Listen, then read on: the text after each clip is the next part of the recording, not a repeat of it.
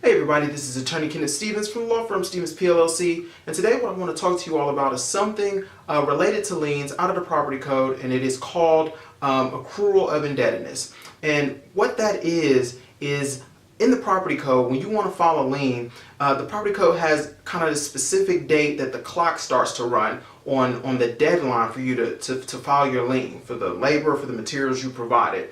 And the clock starts to run after the period that's called the accrual of indebtedness. So a lot of you come to me, you say, Kenneth, I want to file a lien on a project. We should be able to file it. The project's still going. They haven't finished it yet. Or the project just ended, so I should be able to file my lien. And, you all tend to know that, you can file your lien by the 15th day of the fourth month on a commercial project or on the 15th day of the third month on a residential project. But it's the 15th day of the fourth month of what? What does that even mean? The 15th day of the fourth month.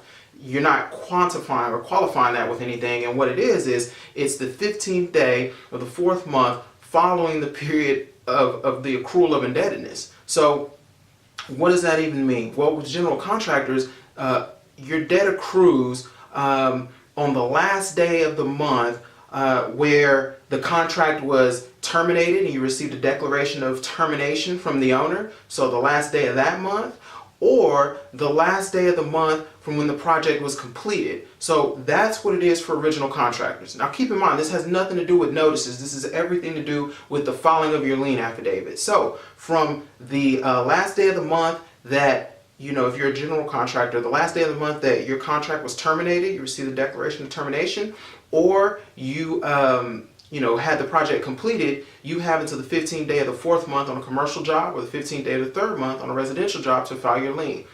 Now, with subcontractors, it doesn't matter about when the contract was completed, right? What matters with a subcontractor is the day that you provided the labor and materials. So if you provided the labor and materials on a certain day of the month or a certain month, then the 30th day, the last day of that month, that's when your period of indebtedness accrues. And you have, again, from the 15th day, you have until the 15th day of the fourth month from that period to go ahead and file your lien, or the 15th day of the third month if it's residential.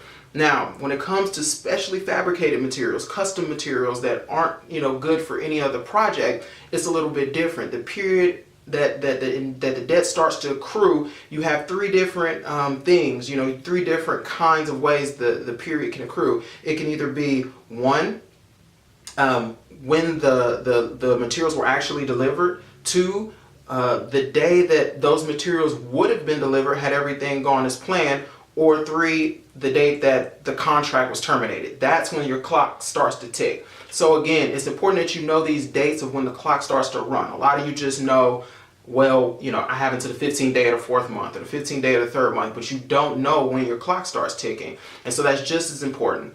Anyway, I hope this is helpful. You all share it, and as always, happy building.